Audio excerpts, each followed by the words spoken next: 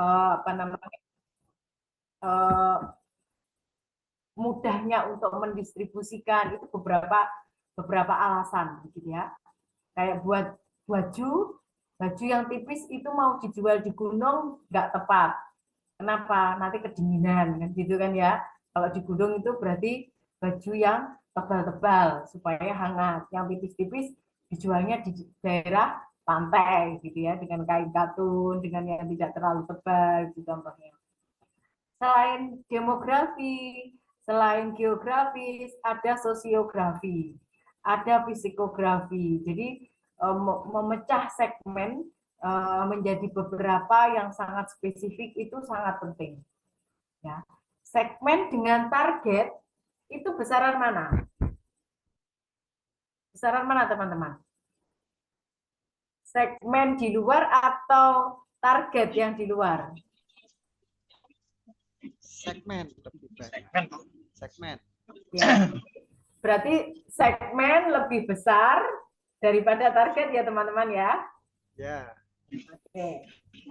Jadi kalau kita sudah berbicara target, maka kalau kita bilang ini keripik untuk segala usia, mosok iyo.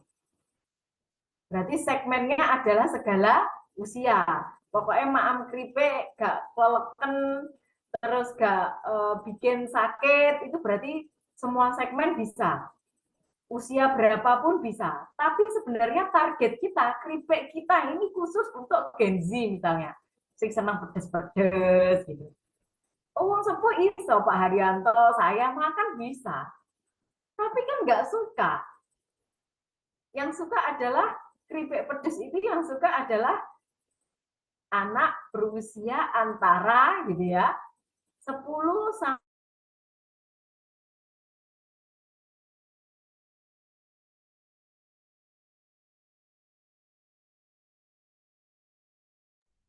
ya, usia 22 tahun itu lambung ikan, iklannya, harganya, packagingnya ya anak di usia tersebut. Meskipun keripik ini bisa dimakan oleh anak usia 9 tahun dan kita yang sudah berusia 35 tahun ke atas. Nah, itu contohnya. Jadi, target itu harus tetap ditentukan. Karena nanti mengkonsep produknya, mengkonsep kemasannya, mengkonsep pemasarannya, itu harus sesuai dengan maksimal bola luar tadi, yaitu segmen, tapi harus ada titik yang mengena, yaitu di target tadi. Oke. Next adalah positioning. Ini yang kebanyakan itu dimaknai bahwa positioning atau memposisikan diri itu adalah dilakukan berdasarkan penilaian dari perusahaan. Tapi sebenarnya konsep memposisikan diri itu akan lebih baik ketika kita sudah mendengarkan, mengartikan sesuatu yang dipersepsikan oleh konsumen atau pengguna produk. Jadi yang mengkonsep perusahaan. Tetapi bagaimana nanti kita mengevaluasi konsep tadi, positioning, itu harusnya adalah dari persepsi konsumen. Maka ada perceptual mapping untuk memposisikan perusahaan. Bagaimana cara perusahaan itu memposisikan? Maka dia harus membuat perceptual mapping dari kompetitor-kompetitornya. Dibuat semacam diagram, begitu ya.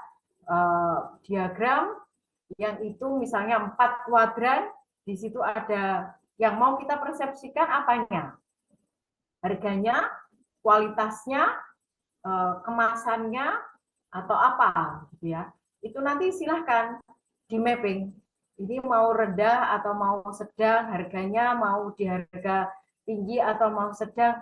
Dengan siapa kita memperseptualkan itu? Dengan kompetitor-kompetitor yang sama dengan perusahaan kita. Nah, itu kita bagaimana membuat positioning produk kita atau positioning dari sesuatu yang dihasilkan oleh perusahaan kita. Nah, hasil perceptual mapping kita sebagai pencipta produk itu akan kita gunakan sebagai strategi awal memposisikan produk kita di pasar. Nah, the exactly positioning, nah itu tadi, exactly-nya adalah bagaimana perceptual mapping customer terhadap produk kita. Jadi mengevaluasinya, kita bandingkan perceptual mapping perusahaan kita yang kita lakukan sendiri menurut kacamata kita sendiri dengan perceptual mapping yang diberikan oleh pelanggan. Dari mana kita dapatnya? Dari review-review yang diberikan oleh pelanggan. Jadi ini sangat penting untuk dipahamkan, diimplementasikan, dan kemudian ini selalu dilakukan secara berulang.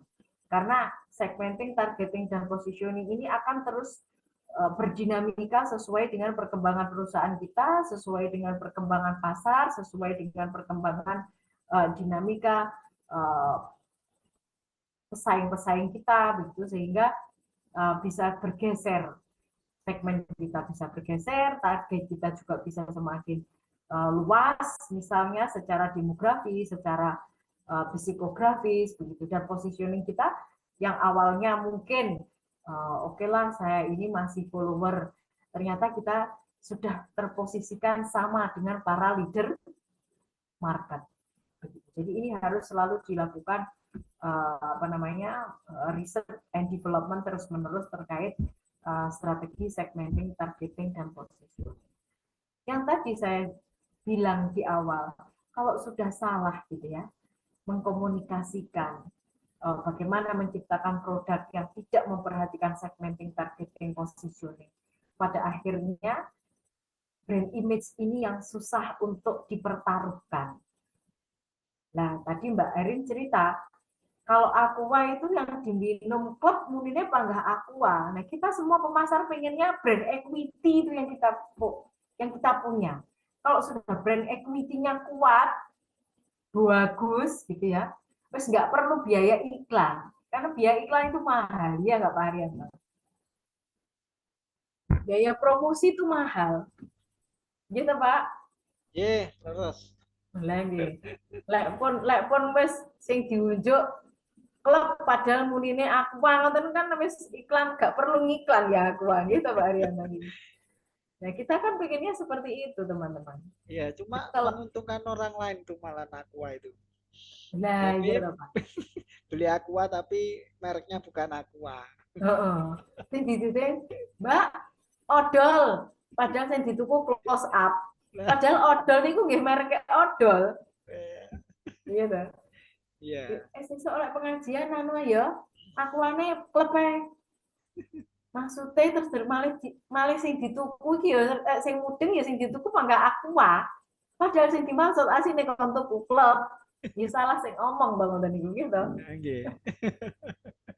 Nah, ini Terkenal teman-teman. brandnya tapi nggak terjual ya percuma. Ya Jadi, Bu. ya, Brandnya kan kuat memang artinya Aqua, tapi kan nggak ya disukai, mungkin harganya yang terlalu mahal akhirnya betul. Ya. seperti itu. Jadi brand yang melekat kayak odol itu sekarang kan orang bilangnya tetap odol, tapi produk odol sudah tidak ada di Indonesia, Pak Arianto. Ya, betul. Sudah tidak ada, tapi orang sudah kayak orang Malang kalau bilang sepeda motor kan Honda, padahal sing ditumpaki Yamaha. Artinya brand equity itu tidak selalu menjamin bahwa produk itu nanti kalau tidak dilakukan penyesuaian, tidak dilakukan riset, tidak dilakukan pengembangan, tidak dilakukan ini analisis terhadap STP yang berkelanjutan, itu ya seperti yang Pak Haryanto bilang, ya bener, elingnya Aqua, tetapi sing dituku kok duduk Aqua, utawa oleh Aqua bejo, Lah wong kono kok nek aku karepku itu klub dan jenengan munine aku lah ngono kuwi sing bejo aku. Nah, tapi ada juga yang seperti tadi sudah kadung melekat tapi ternyata dia tidak melakukan perubahan, development dan lain sebagainya, akhirnya tergilas. Salah satu produk yang kita kenal dulu yaitu adalah HP Nokia. Semua orang kalau nggak Nokia dulu alergi megang, ya kan? Karena Nokia tidak melakukan development, akhirnya Nokia tertinggal ya, karena terlambat dalam teknologi. Gimana Pak Rifki? Oke, betul Bu. Ya. Itu pengaruh adaptasi apa? Adaptasi produk mungkin ya Bu, salah satunya ya Bu ya. Ya. Di apa namanya? Sejak tahun 2000 berapa ya? 2000 mulai Samsung mulai muncul dengan apa? Dengan Android-nya ya. Nah, itu kan di sana juga Nokia tidak adaptasi gitu loh. Termasuk juga mungkin Kodak ya. Tahu saya Kodak juga kan di mana ketika mereka masih apa namanya masih kuat dengan menguasai pasar dan seolah-olah menolak adanya perubahan gitu kan. Akhirnya ya dua perusahaan besar itu juga hari ini sudah tinggal nama kan, tinggal kenangan mungkin. Betul sekali. Iya, jadi itu teman-teman bahwa sesuatu yang tidak dilakukan karena ini berhubungan dengan teknologi ya, sekali lagi, apalagi produk-produk yang berhubungan dengan teknologi kalau tidak mengikuti perkembangan, kemudian tidak melakukan riset and development secara cepat, ya otomatis akan tergantikan gitu ya, akan tergantikan oleh produk yang lain yang lebih cepat beradaptasi dengan apa? Dengan siapa yang menggunakan produk itu. Tentu saja para konsumen. Nah, konsumen sekarang saya nggak butuh bawa kamera LSR. Ya apa wong HP cukup ya. HP itu sudah cukup untuk mengedit segala macam, nggak perlu perangkat-perangkat yang lain. Nah, itulah. Jadi kenapa sekali lagi STP itu tidak boleh berhenti. Ya, STP itu harus terus berjalan. Meskipun ini hal mendasar, tapi ini harus terus dilakukan. Karena berkembangnya perusahaan, yang pasti STP atau segmenting, targeting, dan positioning kita juga akan berubah. Tidak seperti ketika perusahaan kita baru mengawali menerbitkan atau memproduksi sebuah produk di awal. Jadi ini akan terus dilakukan, gitu ya. Oke, terima kasih teman-teman. Next, kita masuk ke materi yang ketiga. Materi yang ketiga adalah tentang marketing mix atau bauran pemasaran. Ini strategi untuk memasarkan produk, barang maupun jasa. Nah, sesuai dengan bukunya Kotler, kalau marketing mix-nya produk itu ada 4P. Ada price, promotion, place, and apa Pak satunya? Price, product, place, promotion. Ya, ada 4. Kalau jasa ditambah 3P yang lain. Ada proses, ada people, dan ada physical evidence. Nah, keempat-empat tadi ini dilakukan untuk produk barang, bagaimana menciptakan sebuah produk yang di situ ada beberapa unsur di dalam produk itu, ya. Ada atributnya produk. Ya, atribut produk itu apa saja? Ya, segala sesuatu yang melekat di produk itu. Teknologinya, bahannya, begitu ya. Nah, ini harus dikonsep bagaimana produk itu sesuai dengan target tadi. Target kita itu mempunyai keunikan apa, permintaan terhadap produk itu, spesifikasi-spesifikasi yang diminta oleh target itu apa. Katakanlah kita berbicara tentang makanan. Makanan pedas, seblak gitu ya misalnya. Ini rumah makan. Seblak yang disukai itu unsurnya apa saja? Kalau kita berbicara produk makanan, maka kita akan berbicara tentang ingredientnya, bahan-bahannya. Mau bahan yang premium, atau karena ini segmennya adalah anak usia sekolah, lah itu pusing bahan premium, kira-kira mampu apa mboten? Ini akan mempunyai apa namanya valuable atau harganya dan seterusnya. Ini akan berpengaruh satu dengan yang lain, gitu ya. Kalau sudah berbicara bahan. Terus nanti setelah ingredientnya, setelah bahan bakunya, atribut yang kedua tentang apanya? Variannya. Nah, varian-varian yang akan kita tampilkan itu seperti apa? Jenis dan macamnya itu apa saja? Toppingnya apa saja? Kesesuaian antara rasa dan masing-masing topping tadi bagaimana? Ini hanya masih dalam satu unsur produk. Nanti unsur harga juga demikian. Ini harganya mau disamakan dengan harga kompetitor atau di bawah kompetitor, atau kita masih promotion price gitu ya, harga promosi dan seterusnya. Jadi keempat-empatnya ini akan related satu dengan yang lain. Kalau kita berbicara produk berkualitas, osteomastis ya, price juga akan berbeda.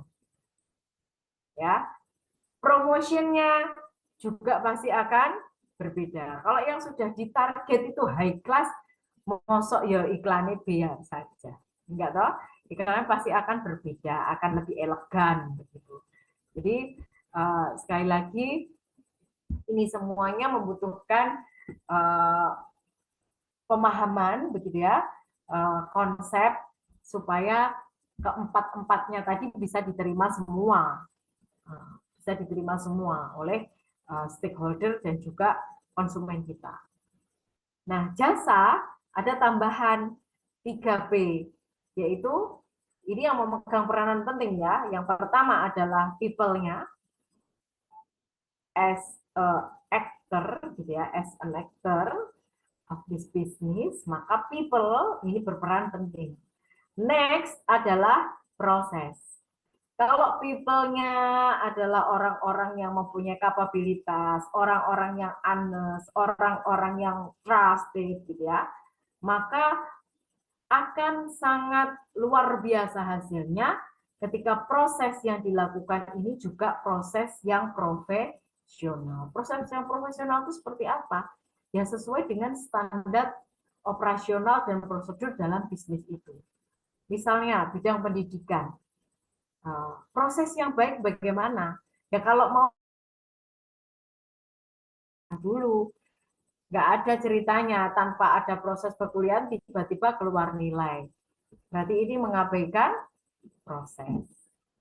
Nah, yang ini menjadi sesuatu pendukung tapi juga sangat diperlukan itu adalah physical evidence, alat yang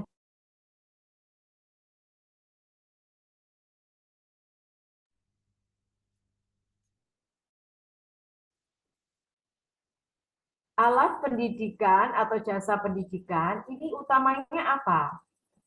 Media pembelajaran, gedung, ya gedungnya harus layak. Kalau sekundernya apa? Fasilitas penunjang.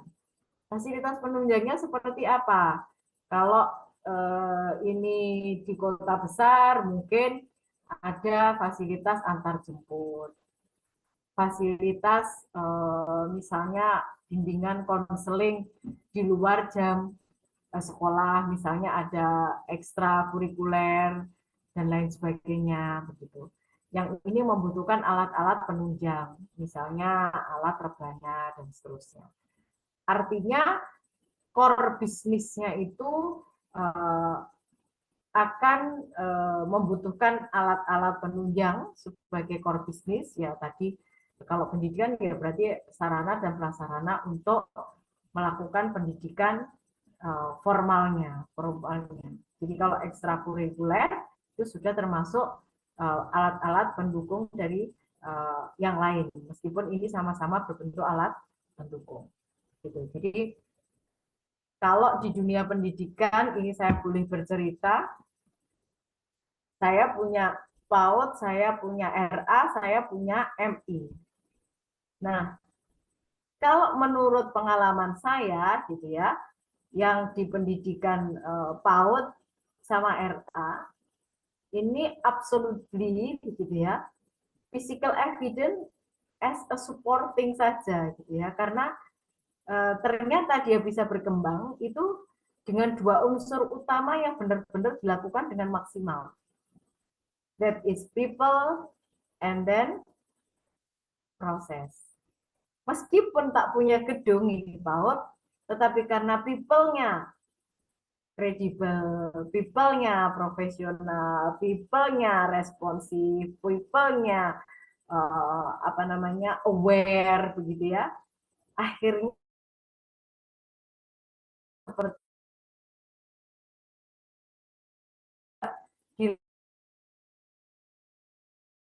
dikting yang luar biasa begitu ya, penyesuaian dengan era sekarang. Oh, kalau belajar itu harus menyenangkan, kemudian difoto, dikirimkan di dalam sosial media. Maka proses pembelajaran yang dilakukan di sekolah, orang tua juga bisa melihat, oh anakku diberikan pembelajaran seperti ini di sekolah. Proses dan people yang kemudian ini menjadi sesuatu badan, ya satu badan ini, maka meskipun tak punya gedung, meskipun tak punya sekolah, terbukti karena people dan proses yang kuat, gitu ya, ini bisa mendatangkan empati dan membuat animo yang positif, citra yang positif, image yang positif, sehingga bisnis ini bisa berkembang dengan maksimal. Gitu. Jadi sekali lagi, apapun bisnis kita harus tetap bisa untuk efisiensi dan efektivitas sumber daya, maka kita bisa memprioritaskan mana dari bauran pemasaran ini yang kita optimumkan untuk pengelolaan. Oke, sampai di sini untuk marketing mix produk dan services. Ada yang mau ditanyakan? Sebelum saya lanjutkan ke materi keempat. Monggo, ada yang bertanya? Bu Emma, mau ya. Gini, kan kalau kita tahu kalau di hotel itu kan ada yang namanya low season sama peak season. Tapi ternyata bidang jasa yang lain pun sama dagang juga. Untuk di Mojokerto itu seolah mereka tuh punya low season sama peak season yang sama. Tapi nggak tahu kalau di kota lain seperti apa, nggak tahu. Karena saya menjalani selama 7 tahun terakhir tuh seperti itu. Jadi ada momen di mana peak season dan low season itu usaha dagang maupun usaha jasa itu sama. Kita mengalami di bahasanya di fase flow yang sama gitu. Itu padahal seperti Ibu bilang kan harusnya berbeda ya untuk aspeknya, di mana kalau dagang tadi pakai price promotion, product place, di mana udah ditentukan, udah disesuaikan pasarnya. Tapi ternyata seperti bahannya hotel, kalau hotel jelas low season, peak season itu waktunya apa. Tapi kenapa bisa yang dagang sama jasa untuk di Mojokerto, saya nggak tahu di kota lain, itu mereka mempunyai low season dan peak season yang cenderung flow-nya sama di waktu yang sama. Jadi kayak apa ya biasanya?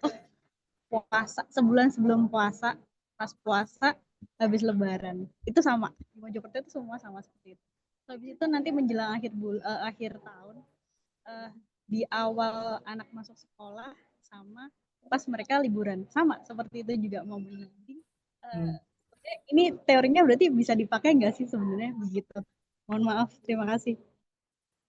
Oke, kalau aspek itu ya, artinya ini kan sudah berhubungan dengan kecenderungan pasar dalam melakukan belanja, begitu ya. Kalau kita berbicara tentang bagaimana peak season dan low season ya, ketika orang mengkonsumsi sesuatu atau membutuhkan layanan tertentu, begitu ya. Ini sudah berhubungan dengan kebiasaan mungkin ya yang perlu dipelajari juga, kebiasaan masyarakatnya seperti apa, atau ada sesuatu yang unik atau sesuatu yang berbeda dengan daerah lain, begitu ya, tentang dagang barang dan jasa tadi. Apakah ada sesuatu yang unik dari perilaku atau mungkin aspek demografinya atau sosiografinya di sana, Mbak Erin? Satu aspek yang pertama banyak perantaunya, Bu. Terus aspek yang kedua mayoritas yang mendominasi bahasanya perputaran uang itu adalah tokut atau yang punya usaha dari orang-orang Chinese. Jadi kayak mereka yang ngatur flow-nya. Jadi kayak tuh, kenapa ya kalau pas mereka lagi butuh barang banyak itu memang flow-nya lagi peak semua, sama-sama peak gitu.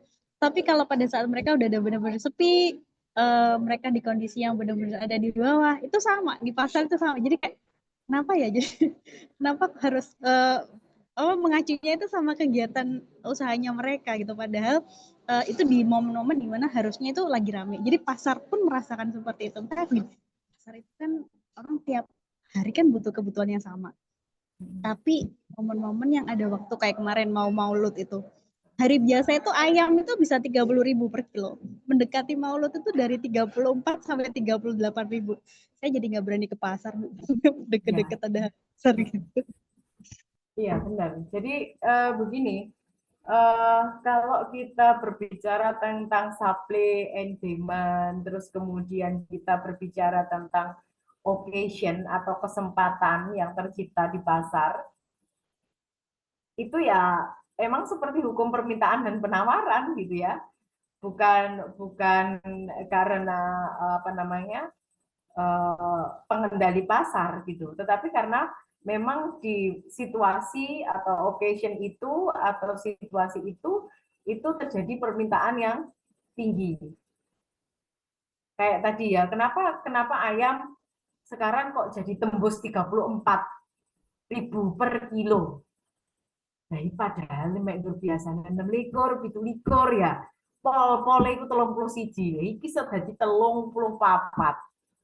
Kenapa? Karena ini situasinya berbeda. Maksudnya berbeda adalah Agustus campur Maulud Nabi, campur Hari Santri, campur dengan program pemerintah. Jangan lupa Mbak Erin, ada program pemerintah makan, ya MGP itu, makan MBZ. apa serius? MBG ya. MBG. Nah, karena ada program itu, ini juga sesuatu yang kemudian menciptakan permintaan yang tinggi terhadap produk-produk tertentu. Kalau industri perhotelan, rumah makan itu combining ya, soalnya bukan pure services dan bukan pure jasa, tetapi ini mix. Dia juga menjual produk berupa menu-menunya, gitu ya, menjual produk berupa mungkin di situ ada makan, kemudian apa, tapi juga ada jasanya. Misalnya kamar dan lain sebagainya itu termasuk produk, tapi pelayanan dan lain sebagainya itu termasuk bagian dari jasa perhotelan. Jadi ini bisa berbeda. Kenapa kalau hotel ramai itu pas liburan sekolah gitu ya? Karena tadi pendatang, berarti kalau di kampungnya Mbak Erin itu banyak pendatang, maka di hari libur justru para pendatang ini mudik mungkin. Nah, berarti segmennya harus strategi pemasarannya jangan membidik penduduk penduduk dalam Mojokerto harus memberikan iklan di luar orang Mojokerto. Hari-hari biasa tawarkan staycation begitu.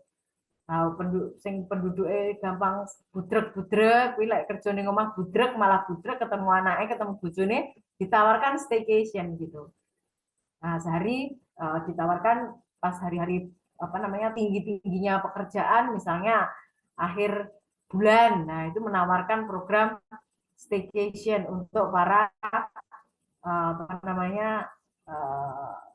pekerja begitu ya, atau women career gitu, atau ya para karyawan begitulah. Karena kalau kita mengejar yang waktu liburan sekolah, justru kita nggak dapat, karena liburan sekolah mereka mudik, cari yang murah, ngapain nginep di hotel, mulai nanggone bae nang desa lah, itu tambah ada option yang lain begitu. Jadi ini setiap siklus begitu ya, setiap siklus momen itu pasti ada sesuatu yang kalau kita hubungkan dengan teori Sape Endemen akan begitu. Bukan kita mengikuti Chinese di dalam terjadinya cash flow tadi, tetapi memang cash flow itu yang mengendalikan adalah sebenarnya market itu sendiri begitu. Bagaimana itu permintaan. Lek kabeh gawe daging ayam, ganti tempe, yo sing larang tempe kira-kira. Lah iki mergo umume kabeh gawe daging ayam untuk Maulid Nabi, kayak sing gawe endok, akhirnya endok murah, daging ayam yang mahal. Coba daging sapi standar, karena orang sudah berpikir kok daging sapi wah entek yo oke gitu kan ya. Padahal kalau kita menganut ininya catering, hitung-hitungannya wong catering sing wis ini itu akan kalau daging ayam harganya sekian, kalau daging diiris jadi sekian lapis itu sudah bisa sekian takir, ternyata lebih murah daging. Nah, hal-hal semacam itu yang kemudian sudah menjadi pembiasaan, yang itu kemudian memberikan sugesti, memberikan pengaruh begitu ya kepada konsumen, sehingga menciptakan hukum permintaan yang tadi, sehingga menimbulkan lonjakan harga dan lain sebagainya. Tapi mudah-mudahan apapun lonjakan harga, panjenengan semuanya yang bergerak di bidang perdagangan, Allah menitipkan rezeki yang berkah buat panjenengan semuanya begitu ya teman-teman. Dari ini lek dungo Gusti Allah, ya nek gak usah Gusti, aku tok ae sing gitu oke, ngoten nggih. Ngoten nggih teman-teman. Oke. Kita sampai ke slide yang ke-11, ini materi yang keempat, yaitu tentang bahwa ketika menjual sesuatu, memasarkan, sebenarnya ada konsep yang kita sedang tukarkan, yang disebut dengan value atau nilai. Kalau nilai yang diterima atau value yang kita berikan itu sesuai dengan harapan, atau more than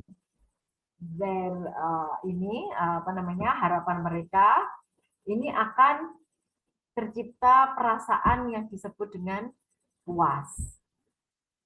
Ya, ketika nilai yang diterima itu melebihi ekspektasi mereka, ya itu akan tercipta kepuasan. Tapi kalau under their expectation, maka mereka itu akan menjadi kecewa atau tidak puas.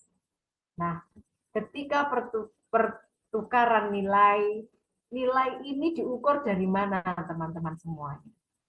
Jadi nilai yang diterima dari produk barang maupun jasa akan dibandingkan dengan nilai pengorbanan yang diberikan oleh konsumen untuk mendapatkan produk barang tersebut. Misal, mau ngerokok. Untuk dapat rokok, saya harus pergi ke gudang garam. Pasti nanti nilai yang diterima akan dibandingkan dengan perjalanan dia untuk mendapatkan rokok sampai ke gudang garam. Berapa jarak, berapa biaya, berapa resiko. Tapi kalau kemudian ini nilai merokok akan dibandingkan dengan bagaimana dia mendapatkan dengan kemudahan rokok tersebut, maka yang tercipta adalah pengorbanan yang dikeluarkan akan lebih sedikit. Jadi semakin sedikit pengorbanan yang dikeluarkan atau yang dikorbankan untuk mendapatkan itu, maka menjadi salah satu indikator konsumen tersebut akan merasakan kepuasan. Jadi kalau harapannya terpenuhi atau melebihi harapan mereka, mereka itu akhirnya puas. Nah, indikasi kepuasan ini akan sangat bermanfaat untuk diteruskan supaya orang yang puas ini kemudian menjadi orang yang loyal. Jadi kalau setelah membeli, dia akan menjadi konsumen yang mau merekomendasikan, mau membeli ulang, mau mereferensikan, menyampaikan hal positif kepada orang lain. Jadi merekomendasikan, repeat buying, and then give best recommendation atau give best review dari produk yang dia konsumsi. Jadi kalau kita beli sesuatu terus kita senang, akhirnya diposting. Wah, ternyata istimewa sekali. Terima kasih ya. Kalau kita sudah memposting, memberikan kesan yang positif, nah itu salah satu bahwa postingan yang kita berikan itu sebagai review positif. Ketika ini dilihat orang lain dan orang lain bertanya, terus kemudian dia menjelaskan sesuatu yang baik, maka dia akan merekomendasikan, dan otomatis karena dia terpenuhi apa yang dia butuhkan dan inginkan, dia akan melakukan pembelian ulang. Itu adalah indikator-indikator orang yang puas. Nah, setelah pertukaran nilai bisa diciptakan, nilai bisa ditransfer, nilai bisa dinikmati dan dibandingkan menjadi puas, dari puas meningkat ke loyal, maka yang berikutnya adalah bagaimana mempertahankan ini. Nah, konsep konvensional adalah customer relationship management. Ya, konsep yang digital adalah ECRM. Electronic Customer Relationship Management. Jadi bagaimana menciptakan hubungan berkelanjutan, manajemen relationship dengan para pelanggan secara konvensional dan secara elektronik. Nah, ini sesuatu yang mendasar karena tadi seperti disampaikan oleh Bu Ayu di awal, bahwa tujuan pemasaran itu adalah untuk memenuhi kebutuhan dan keinginan. Nah, memenuhi itu kan berarti sesuai dengan apa yang dibutuhkan dan diinginkan. Biar puas. Kalau puas, akhirnya membeli. Kalau membeli sudah puas, akhirnya membeli ulang. Dan pada akhirnya perusahaan akan mendapatkan keuntungan atau laba. Kita sampai di slide ke-5, bahwa kita menyepakati sebagai seorang pemasar itu sangat-sangat dibutuhkan memahami tentang customer behavior. Nah, customer behavior itu atau perilaku konsumen itu berbeda antara konsumen konvensional dengan konsumen digital. Perilaku konsumen digital masuk nih keranjang, urung mesti lek ditumbas. Nggih napa mboten? Masukin belanja di dalam keranjang tapi gak di check out. Emosional itu soalnya. Iya, betul. Jadi ada aspek emosional, ada aspek stimuli, ada aspek kemudahan, bagaimana mereka melakukan moving dan referensi pencarian tadi yang sangat mudah, sehingga mereka akan memiliki minat saja, tetapi belum memutuskan membeli. ibu-ibu terutama ya, ini saya nggak tanya bapak-bapak. Kalau scroll masukin keranjang itu sudah puas apa belum? Sudah Bu, sebanyak-banyaknya. Habis itu Ya, sudah sudah lego, ya kan? Boleh bahasa Jawane wis lego. Meskipun toh wiget dituku toh lek nuku kapan? Bahkan sampai diingatkan oleh tokonya, stok tinggal 1. Pernah? Pernah begitu? Sering, Bu. Itu karena perilaku atau memang belum punya uang, Bu? Itu perilaku, Pak. Itu perilaku. Jadi kalau resistensi uang dengan keputusan membeli itu berbeda dengan perilaku resistensi terhadap harga atau terhadap kebutuhan. Jadi kalau perilaku, mohon maaf, kalau kita masih dalam proses pencarian atau belum mempunyai kemampuan untuk membeli, perilaku untuk memuaskan tadi itu ya memasukkan itu tadi Pak Haryanto. Terus dilebokne tok wis puas Pak Haryanto. Iya, betul. Karena apa? Proses mencari, proses membandingkan itu sudah memberikan vibes yang berbeda, kepuasan yang berbeda di masing-masing konsumen. Ini bahaya perilaku digital itu begitu. Iki koyoke produkku laku tapi kok gak ndang dituku-tuku lah gitu. Kalau konven kan beda ya. Konven itu begitu datang ke toko cocok, dicoba sudah cocok, ditanya harga cocok, dibeli. Kalau nggak cocok, masih mau membandingkan, mohon maaf Mbak ya, saya mau masih membandingkan yang lain. Tapi sak piro suwene membandingkan pindah toko. Nggak sama dengan toko di digital. Karena di toko digital itu kita tinggal duduk santai atau rebahan pakai daster jebol-jebol, pakai AC, sampai keturun Pak, dilebokne keranjang tok tapi nggak di check out. Iya nggak? Tapi kalau perilaku konsumen konvensional, karena mereka harus attended, mereka harus datang, mereka dan terlibat berkomunikasi dengan para pedagang. Akan berbeda resistensinya untuk membeli. Selama dia punya kemampuan atau daya beli, dia sesuai dengan produk yang dia cari, resistensi untuk membeli pasti tinggi. Tapi kalau perilaku konsumen di digital tidak, meskipun duitnya oke, ya karena dia belum terlalu membutuhkan, hanya memuaskan selera belanjanya, ya makanya hanya dimasukkan itu tadi saja. Jadi berbeda apakah itu sebagai sebuah pengaruh gitu ya terhadap keberadaan ketersediaan informasi atau itu sebuah perilaku. Jadi itu adalah sebuah perilaku Pak, kesimpulannya. Oke, ada yang mau berpendapat sebelum saya lanjutkan ke slide terakhir, teman-teman?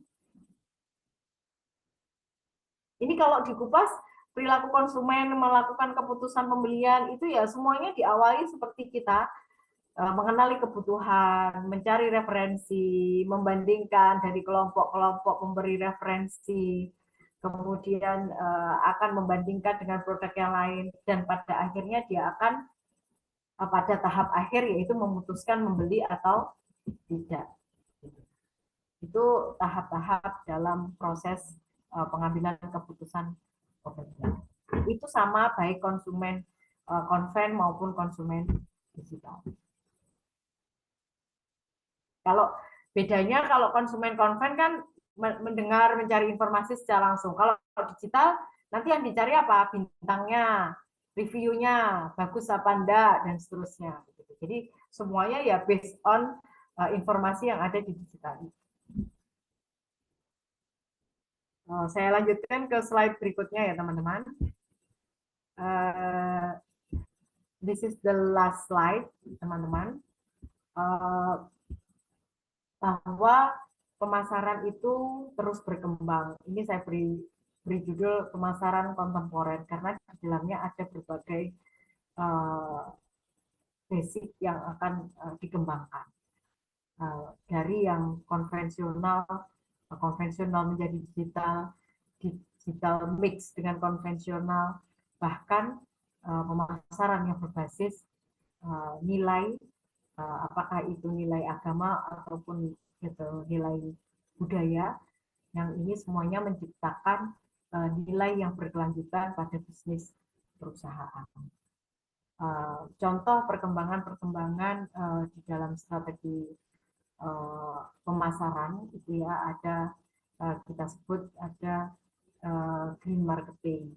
Ya, itu salah satu bagaimana kita mengkonsep pemasaran yang ramah dengan lingkungan. Kemudian ada konsep pemasaran iblis. Ini mengambil sifat-sifat dari iblis. Kemudian ada konsep pemasaran yang dirancang oleh Kotler itu dan Hermawan Kertajaya, mulai marketing 1.0 sampai sekarang adalah 5.0. Ya, di situ mulai dari awal bagaimana itu hanya transaksional sampai akhirnya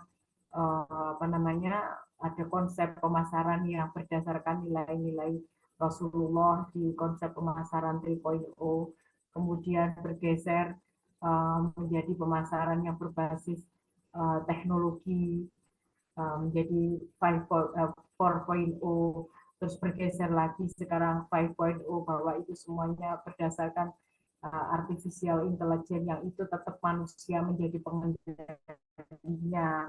Jadi ini terus berevolusi seiring dengan perkembangan peradaban, gaya hidup dan dinamika masyarakat yang ada di muka bumi. Jadi ini terus akan berubah, dan yang berubah itu tidak hanya luarnya, tetapi ya sampai perilaku dan lain sebagainya. Itu mungkin teman-teman yang bisa saya jelaskan. Untuk berikutnya mungkin kita discuss. Ini nanti disepakati selesai jam berapa, teman-teman? Jam 8? Ya, siap Bu. Jam 8 juga nggak apa-apa. Pak Haryanto, kalau saya ingat-ingat tuh kayaknya kita ketemu di mana ya Pak Haryanto? Iya Bu, mungkin Bu di mana gitu. Ingat-ingat dulu Bu. Pernah ketemu kayaknya. Iya toh Pak? Iya. Apa waktu itu ya? Apa namanya? Alumni, pas ada alumni sama angkatan-angkatannya di manajemen itu. Di kampus 2 waktu itu Pak Haryanto rawuh enggak ya? Pas ada Kampus PPI. 2 itu saya ikut, tapi pas itu loh Bu, apa namanya, trading. Trading pernah ikut. Terus saya kan akta 4 juga dari situ. Oh ya. Pokoknya Pak Haryanto aku mesti pernah salim ya, tapi dia lupa gitu loh. Pas kemarin pertama itu kok gak asing gitu.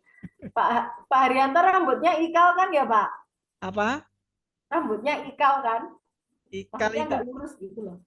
Agak gelombang gitu ya Pak? Ikal itu keriting Pak. Oh, keriting. agak kaku Bu. Tapi gak keriting. Mula uwe foto. Aku pernah salim sama Pak Haryanto ini di Indi, tapi Niko kok cucu ya. Ini kelihatan sekarang. Ya, alhamdulillah Pak, kita diskusi bareng ya Pak sebagai anak pertama, angkatan pertama MM. Mudah-mudahan alhamdulillah kelasnya juga semakin ramai, ini ada 12 mahasiswa begitu ya Pak Haryanto. Monggo Pak, mungkin ada yang didiskusikan, silahkan. Masih ada 6 menit menuju 20.00.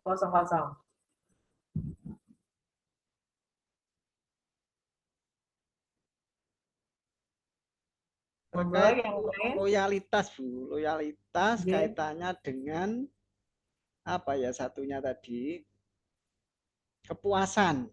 Yeah. Nah, ada nggak istilahnya bahwa seseorang yang telah menikmati suatu produk kita Yeah. merasa puas, Yeah. tapi apakah ada jaminan untuk loyal tetap membeli atau ataukah bisa pindah ke tempat lain ya, mungkin selalu produk pesaing kita itu selalu berinovasi. Ya. Nah, itu kira-kira apakah bagaimana kita mempertahankan orang yang puas itu agar tetap loyal kepada kita, produk kita. Yeah. Gitu. Terima kasih. Ini pertanyaannya luar biasa ini, Mbak Haryanto. Jadi saya jawab yang pertama dulu. Apakah ada temuan begitu ya, penelitian yang menghasilkan bahwa orang yang puas itu pasti akan loyal? Ataukah ada orang yang loyal tanpa melewati kepuasan? Dan ini dijawab terbukti. Jadi belum tentu kalau orang puas itu akan loyal. Bisa jadi orang loyal, tapi dia biasa-biasa saja. Artinya dia tidak memberikan rekomendasi, ciri-ciri yang loyal tadi tidak semuanya dia lakukan.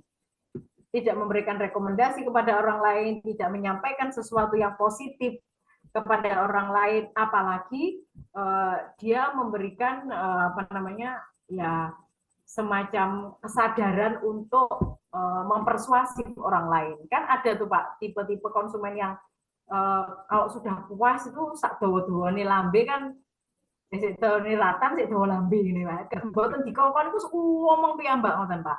Ada tipe yang konsumen seperti itu. Tapi ada yang konsumen puas ku yo meneng tok. Nah, perilaku-perilaku yang demikian ini memang kalau ditanyakan apakah ada yang seperti itu, ada. Saya meneliti rumah sakit bersalin. Orang ini loyal ke rumah sakit tersebut bukan karena puas, Pak. Ibu kok sering melahirkan di rumah sakit ini sampai anak keempat. Berarti ibu puas sekali ya dengan layanan rumah sakit ini. Jawabnya apa, Pak? Tidak. Loh, kok bisa? Kok bisa ibu tidak puas tapi ibu melahirkan di sini sampai 4? Pertama, karena jatah suami saya mendapatkan fasilitas pelayanan melahirkan itu di rumah sakit ini. Kedua, saya sudah terbiasa dilayani dan sudah mengenal baik, sudah tahu lingkungan rumah sakit ini. Jadi ketika saya melahirkan, daripada saya mengenal orang-orang baru, kondisi saya mau melahirkan,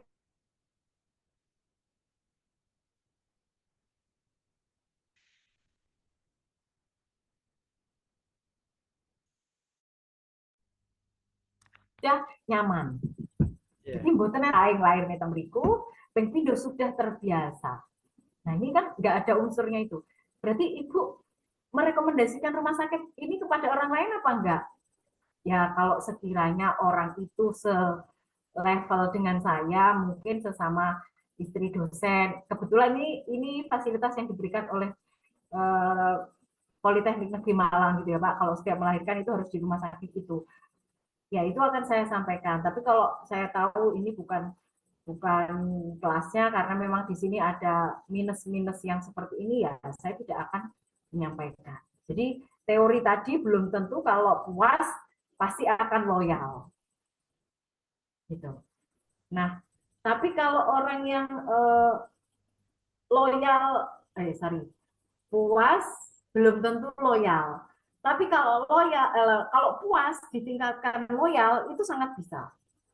Karena ada strategi sales service after sale. Itu yang bisa meningkatkan kepuasan menjadi loyalitas. Karena setelah membeli dia puas, dia mendapatkan informasi-informasi pelayanan yang lebih yang itu kemudian memunculkan empati. Nah, itu akan meningkatkan loyalitas. Bisa meningkat ke loyalitas. Kalau puas tok terus nggak sampai ke loyalitas, bagaimana ini bisa bisa ditingkatkan atau bahkan kemudian dia terus menjadi orang yang loyal seperti yang jenengan sampaikan, bahwa perusahaan harus tetap melakukan pengembangan, inovasi, dalam tanda kutip tadi yang saya sebutkan, customer relationship management-nya dilakukan dengan maksimal.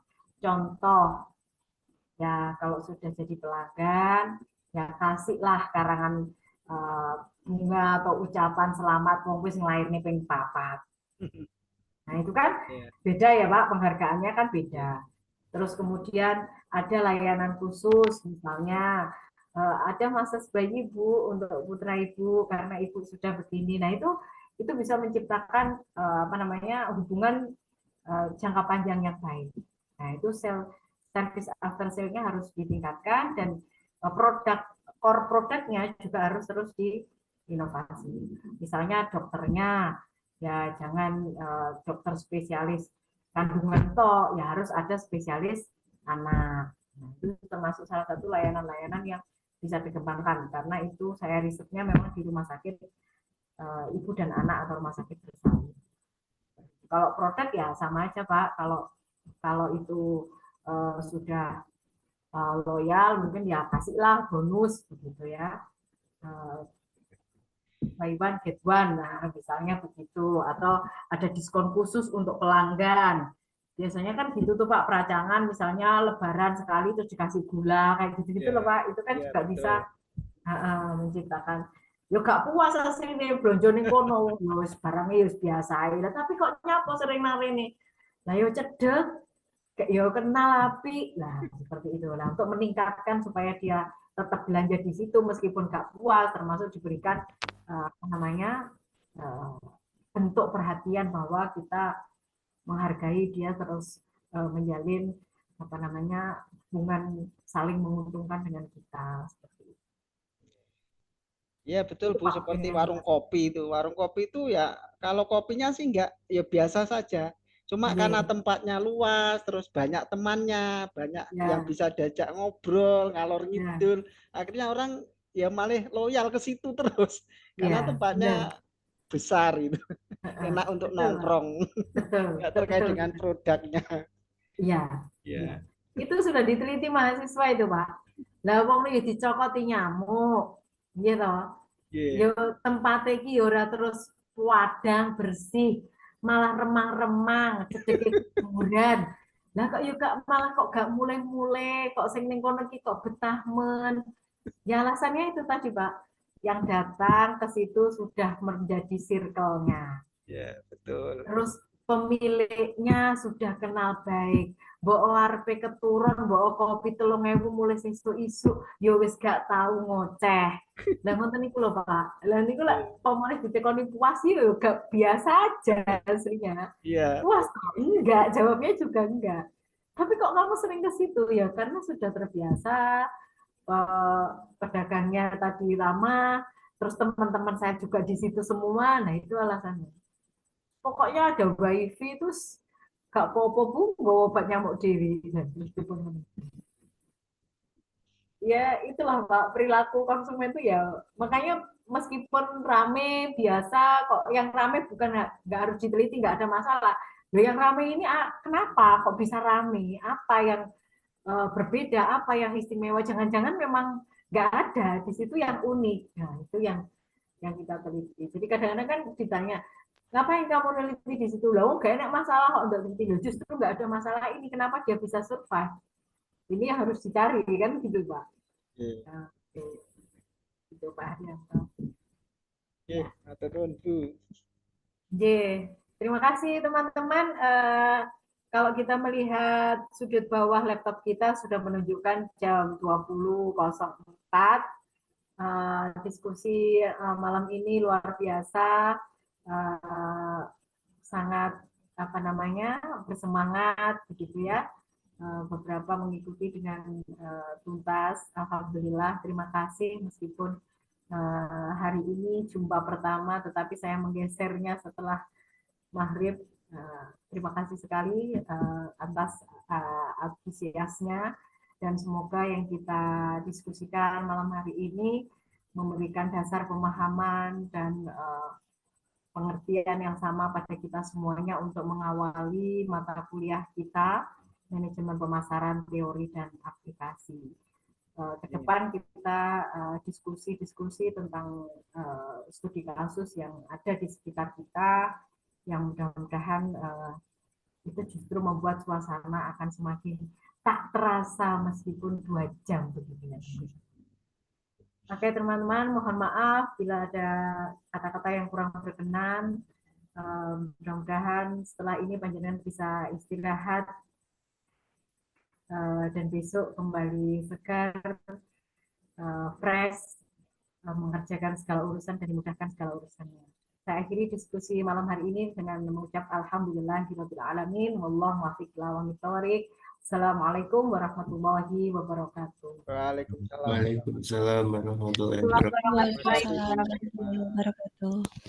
Terima kasih, saya izin live teman-teman. Ya, Bu.